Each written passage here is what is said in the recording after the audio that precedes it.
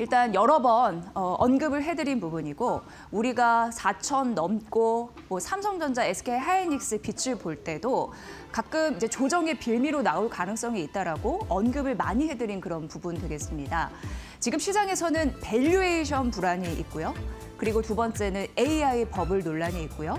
이 양대 축에 대한 어려움 이런 부분이 작용을 하고 있는 상황입니다. 올해 보면 AI 기술주를 중심으로 강세장이 지속이 됐습니다. 4월 급락 이후에 필라델피아 반도체 지수가 100% 폭등하는 그런 현상도 우리는 맛봤죠. 이 시장 조사 업체 팩트셋이라는 곳이 있는데 여기에서 S&P 500 PER이 23배로 2000년 이후에 최대 수준, 최고의 수준이다라고 분석을 할 만큼 시장이 이제 고평가 논란에 시달리는 부분은 일부분에서 있었습니다. 그래서 조정이나 종목에서 조정이 나올 때 이런 얘기가 자주 언급이 됐던 바가 있었고요. 화요일 뉴욕 시장에서는 팔란티어 많이들 이제 걱정하셨을 것 같아요. 왜냐하면 팔란티어 주가가 8% 이상 급락하는 흐름들이 있었거든요. 근데 팔란티어 같은 경우에도 올해 150% 이상 올랐고 PER은 200배였습니다. 팔란티어는 죄가 없는데요. 이렇게 써놨지만 사실 어떻게 보면 실적 발표 이후에 예상치를 넘는 흐름들은 보여줬습니다만 주가가 이렇게 급락했다라는 것에 초점을 맞추면 과연 어떤 죄가 있겠느냐, 우리가 뭘 잘못했을까 여기에 대한 의문은 있는 거죠. 그러니까 고평가, 밸류에 대한 논란 이런 부분 때문에 떨어졌다라는 분석이 좀 많습니다. 이뿐만 아니죠. 엔비디아 떨어졌고 간밤 이제 뉴욕 증시 같은 경우에는 AI 기술주를 중심으로 매도세가 출회된 흐름들이 나타나고 있고요. 그리고 마이클 버리라고 해서 2008년도 금융위기 때 부동산 버블 이슈를 정확히 예측을 해서 공매도에 대폭 투자를 해서 큰 수익을 얻은 이이고 한 10년 전에 빅쇼트 영화 굉장히 또 많이 보셨을 텐데 그런 주인공이기도 했습니다. 근데 마이클 버리가 팔란티어와 그리고 엔비디아의 대량 공매도를 보였다라는 소식 때문에 또 투자 심리가 좀 더 악화되는 그런 모습도 있었다라는 분석입니다. 최근 시장을 보면은 소수 대형 기술주를 중심으로 상승했다라는 점, 어떻게 보면 이게 쏠렸다, 편중됐다라는 장세, 그리고 실적 모멘텀에 대한 쏠림도 심화가 됐습니다. 그럼에도 불구하고 금리 인하에 대한 그를 통한 유동성이나 앞으로 실적이 좋아질 가능성이 있습니다라는 기대감 때문에 주가가 급등해버린 그런 흐름들이 있었는데요. 또 하나 투자 심리에 악영향을 미치는 건 골드만삭스의 CEO, 모건 스탠리 CEO의 발언에서도 있었습니다. 일단 골드만삭스의 CEO 같은 경우에는 향후 1년에서 2년간 한 10에서 20% 정도 조정이 가능하다라는 경고성 메시지를 내냈고 이어서 모건 스탠리 CEO 같은 경우에도 10에서 15% 정도 조정 가능하다라는 언급을 했으니 최근 시장에서 이런 부분, 많이 오른 데 대한 매물이 나올 때 이런 부분이 더 직격탄을 맞을 그런 가능성이 있겠죠. 게다가 이제 비트코인이 급락하는 흐름들도 있었는데 장중에 10만 달러 아래로 내려가기도 하면서 6월 이후 최저치를 쓰기도 했습니다. 이유는 뭐 있습니다. 정부 셧다운 우려로 안전자산 선호 심리가 조금 더 강화됐다. 그러니까 위험자산 선호 심리는 탈락해버리는 그런 흐름들이 이제 맥을 같이 한다라고 보시면 될 것 같고요.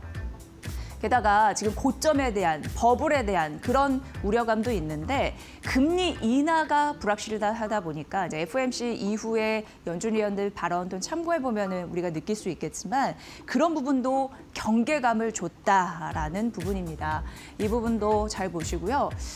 밸류에이션 불안과 AI 버블 오늘 코스피에서 사이드카도 발동이 된 바가 있는데 이런 그 패닉 셀링 이것까지는 아니다라는 게 이제 증권사 연구원들의 공통적인 좀 시각이니까 이 부분을 좀 참고해 보시면서 우리가 이 리스크를 어떻게 극복해 나갈지 잘 생각을 해봐야 될 오늘장이 아닌가 싶고 낙폭을 과연 얼마만큼까지 확대할지 줄일지 굉장히 중요한 하루다 이렇게 보여집니다. 다음 페이지 보면요. 우리 시장 전반적으로 공포감, 투자 심리 악화에 따른 매물 출회가 연이어 이어지면서 뭐 남북 경협주 그리고 HLB 그룹주 외에는 이렇다 할 만한 상승 섹터는 보이지는 않고요. 그런데 이제 비만 치료제 이런 부분은 좀 느낌이 좀 있어서 한미약품 같은 경우에도 상승세 보여주는 흐름들이 있어서 잠시 좀 언급을 해드리겠습니다. 메세라가 20% 급등하는 흐름들이 나와줬는데요. 후보 물질 확보 시 이게 제약바이오 기업의 비만 그리고 당뇨 이쪽에 혁신 신약 개발을 본격화할 수 있기 때문에 그런 흐름으로 좀 보셔야 될 것 같고요. 그리고 지금 노보노디스크와 화이자가 정면 충돌하고 있는 그런 와중에서 어쨌든 그 제한 이런 부분으로도 가격 제한 이런 부분으로도 지금 충돌이 일어나고 있고 그에 따른 비만 치료에 대한 경쟁 의지 굉장히 강하다라는 것도 볼 수 있었고요. 비만 치료제 시장은 뭐 65% 노보노디스크, 일라일리가 31% 양강 구도를 취하고 있는 상황인데 비만약 시장이 1분기만 굉장히 크게 확대하고 있다라는 그런 부분이 있고요. 차세대 비만 치료제가 출격하면서 오늘 시장에서도 이렇게 무거운데 한미약품은 덜 빠지는 흐름들이 있는데요. 이 부분도 참고를 해보시면 될 것 같습니다.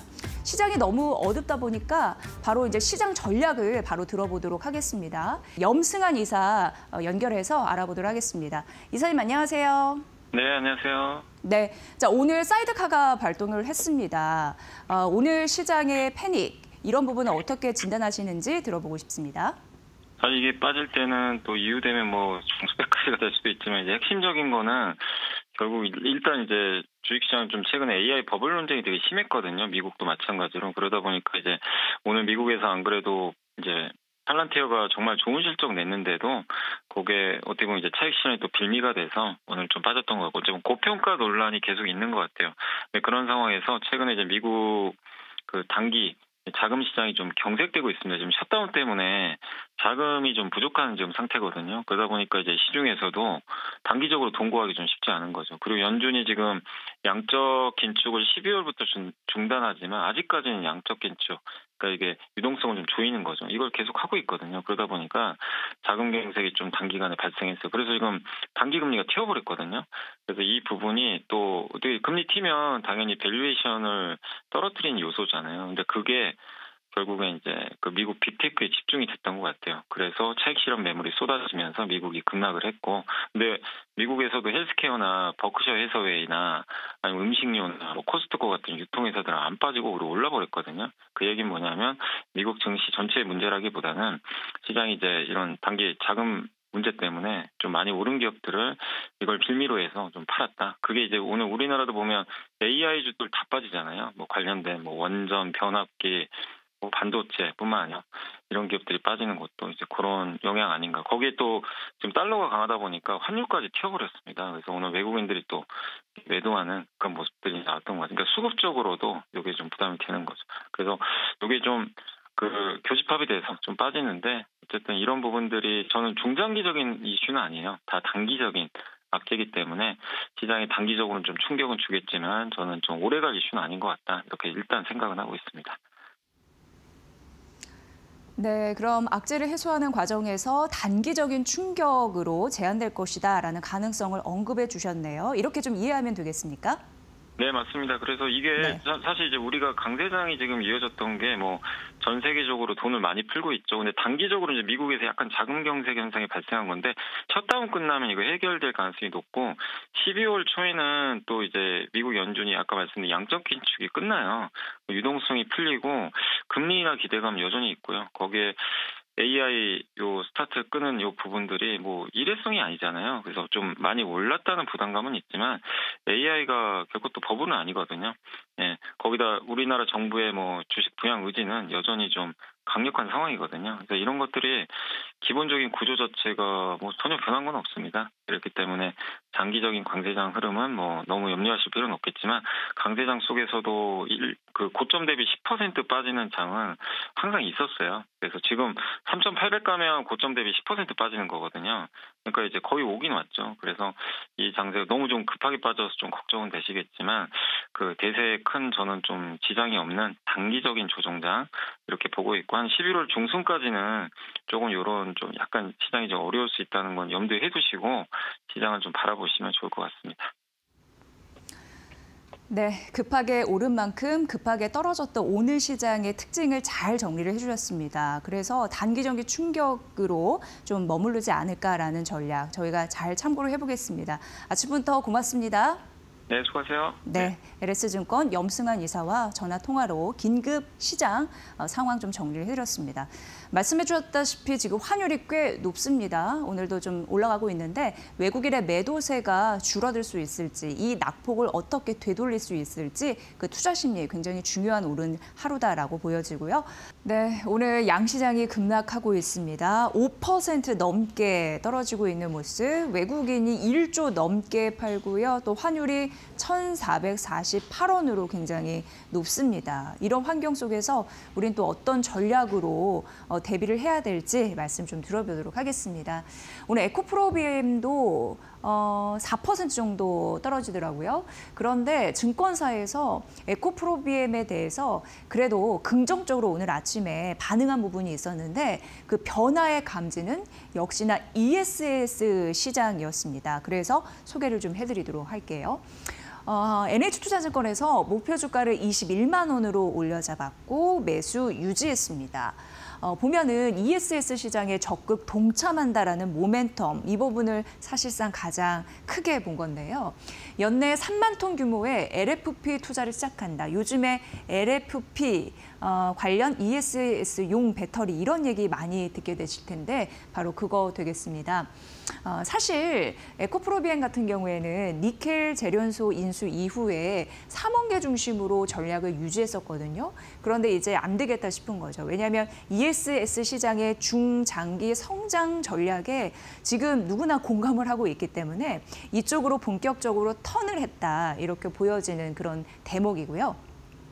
2028년 초에 LFP 양산하게 되고 중저가 소재 관련해서 LMR 이런 부분도 양산을 예정하고 있는 최근 흐름 보여집니다. 그래서 NH투자증권뿐만 아니라 다른 여타 증권사에서도 오늘 아침에 에코프로비엠을 그 분석을 할 때 중장기적인 성장 준비가 순항을 하고 있다라는 데에 높은 점수를 줬습니다. 실적 발표 냈는데요. 매출 4분기 연속 감소 이후에 내년 상반기쯤 회복을 점지를 했습니다. 그리고 이제 중요한 부분이 내년 하반기 같은 경우에는 매출 1년 사이 그리고 전 분기 대비해서 동시에 성장할 것이다라는 가능성 언급되고 있고요.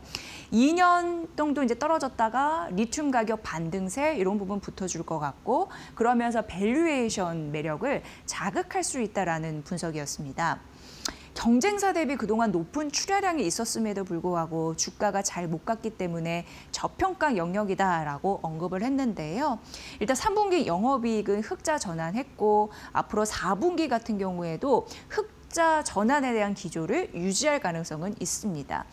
3분기 영업이익 같은 경우에는 인니 재련소의 그 일회성 이익이 좀 반영이 됐는데 이를 제외하면은 0% 수준이긴 합니다만 그래도 흑자 전환에 대한 기조를 유지하면서 ES 시장에 적극 동참한다는 성장 모멘텀 스토리텔링이 붙게 되니까 긍정적이다라는 흐름 이 부분 보시고요. 다음 페이지 보면은 NH투자증권이 21만 원으로 높였다라는 부분 말씀드렸는데 하나증권 그 다음 이뤄서 18만 7천 원으로 올려잡았는데요. 시가총액 15조 원 미만 조정을 받았을 때 매수하라는 전략이었으니까 이 부분 참고해 보시면 될 것 같고요. 여타 ESS 부분 다 긍정적으로 바라봤고 지금 북미 유럽향 판매도 긍정적이다라는 부분과 더불어서 본업 실적 턴 어라운드가 필요하다고 하면서 신영증권과 하나투자는 다른 여타 증권사에서 약간 좀 다른 의견을 내놨습니다. 중립을 유지한다라는 것과 더불어서 목표 주가는 상향했지만 투자 의견이 바뀌지 않은 흐름들. 그래서 좀 보셔야 되는데 일단 신영증권은 본업 실적에 대한 턴어라운드 필요하다고 했고 하나투자증권 같은 경우에도요. 이 지금 주가가 상승해서 밸류에 대한 부담이 있다고 오히려 얘기를 했고요. 주요 고객사향, 출하 회복 가시화 이런 부분 좀 확인이 돼야 된다라고 했으니까 이 차이는 있다라는 점까지 전해드리겠습니다. 자, 이제 셀트리온 볼 건데요. 오늘 시장에서 크게 빠지지 않고 있습니다. 그러니까 오늘 시장 전반적으로 패닉 셀 이런 부분이 나올 때 좀 견고하게 지키고 있는 종목들은 더 눈에 띄는데요. 그럴 만한 이유가 있는 것 같습니다. 일단 KB증권에서 목표 주가를 올려 잡았는데 기존 대비해서 한 6% 상향하면서 25만 원으로 올려 잡았습니다. 합병 효과 지난해 있었죠. 그 부분 때문에 이제 효과가 발휘를 하면서 원가율 부담이 완화가 될 거라고 봤고 신규 고수익 제품 성장도 본격화될 것이다라고 언급을 했습니다.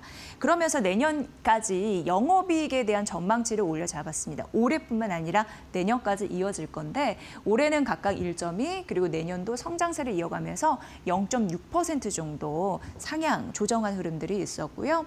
스테키마 같은 뭐 자가 면역 질환제 이런 부분이라고 보시면 되는데 고수익 제품 성장이 반영이 됐고 진펜트라 매출 SC 제형 이런 부분에 있었을 때 그 리스크 약간 있었잖아요. 그런데 그거는 영향이 제한적일 것이다라고 언급했으니까 이 부분도 보시고요.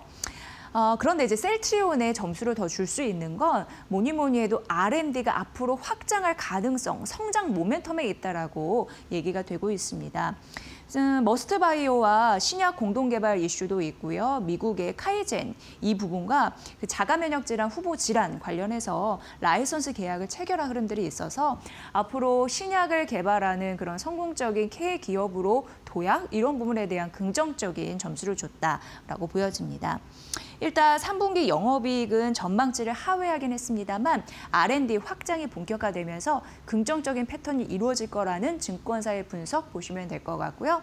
다음 페이지에 보면 오늘 아침에 나온 증권사 리포트를 좀 모아봤는데요. 메리츠증권은 25만 원 유지를 했고 앞서서 말씀드린 게 KB증권의 의견이었고 25만 원으로 상향 조정을 했습니다. 그 외에 신약으로서 전환 가속화되면서 밸류에이션 레벨업에 대한 의지 이런 부분이 담긴 여러 가지 증권사의 리포트들도 오늘 함께 나왔으니까 챙겨보시면 될 것 같습니다. 자, 이제 한미약품, 오늘 오히려 한미약품도 셀트리온과 같이 떨어지지 않고 잘 가는 흐름들이 나타나주고 있고요. 53만 원으로 IBK 투자증권에서 목표 주가를 상향한 흐름들이 나타났습니다. 오늘 시장에서 앞서서 그 증시 패닉 때문에 전화 연결하면서 그 전에 비만 치료제 시장에 대해서 말씀드렸잖아요. 주가가 이렇게 떨어질 때도 좀 일정 부분 잡고 있는 섹터다라고 말씀드렸는데 대표적으로 그중에 한미약품이 오늘 좀 두드러지지 않나라는 생각이 들고요. 에페글레나 타이드 비만 3상에 성공한 그런 흐름이 있던 이후 이제 멀티플, 그러니까 주가에 대한 상승, 촉매제 이런 부분에 대해서 이제 긍정적이다라고 얘기했고 지방 간염 관련해서도 내년 초에 메시 치료제 후보 물질 임상 2상 결과도 기대가 되는 바이다라고 IBK 투자증권에선 얘기했고요. 실적 같은 경우에는 3분기 괜찮게 좀 나왔죠. 한 551억 원 이 정도에서 보면 가장 좋게 나온 건 이제 유의미하게 나온 건 북경 한미 실적 회복이었습니다. 그러니까 551억 원 중에 236억 원이 이쪽에서 좀 나아졌다라는 부분과 4분기는 겨울철 성수기인데 그 진입이 되면서 앞으로 실적 개선이 조금 더 지속될 가능성이 있다라고 언급됐으니까 이 부분도 참고해 보시면 될 것 같습니다. 코스피 반도체가 없는 상승은 사실상 불가하다라는 그런 하나증권의 아침 리포트였고요. 이걸 좀 말씀드리면 코스피는 내년 이익이 한 38% 증가할 것으로 강한 턴어라운드를 좀 예상을 했습니다. 내년에 미중 패권 전쟁이 가속화되면 중국 제품이 가격이 비싸질 수밖에 없는데 반사 이익으로 우리나라 기업들 가격 경쟁력 생기면서 실적이 좋아질 가능성을 언급했기 때문에 코스피 내년 이익 성장이 가능하다라는 연결고리가 있었고요. 지금 AI 혁명으로 반도체가 회복을 주도하고 있는 그런 상황에서 SK 하이닉스 내년 영업이익률도 45%를 넘어갈 것이다라는 전망 나오면서 내년 같은 경우에는 K반도체가 미국과 유사한 밸류가 될 것이다 이렇게 예상을 했습니다. 코스피 영업이익에서 404조 내년 예상되는데 92%가 반도체가 견인하고 있어서 그래서 제목이 반도체 없는 코스피 상승은 상승장이 될 수 없다라고 얘기했는데 오히려 반도체가 끌고 갈 수 있는 장이다라고 얘기를 해서 영향력 그래도 좀 괜찮게 본 그런 수준이었고요. 아직까지 글로벌 대비 PER 10배 수준으로 여전히 저평가되고 있다라고 얘기를 했습니다. TSMC는 20배고 엔비디아는 33배고 브로드컴은 40배인데 우리는 여전히 저평가됐다라고 얘기를 하고 있습니다. 내년 기관 중심, 수급에서는 기관이 중요한데 실적 이런 부분에 초점을 맞출 것으로 예상이 되면서 그 낙수 효과가 조선이나 하드웨어 그리고 자동차 업종도 일부 개선에 대한 심리가 있을 수 있다라고 얘기를 했는데요. 어찌됐건 긍정적인 섹터의 흐름들 잘 보시면 될 것 같고 반도체 이런 부분에서 여전히 매수를 해야 되는 이유가 바로 여기 있다라는 점 말씀드리겠습니다.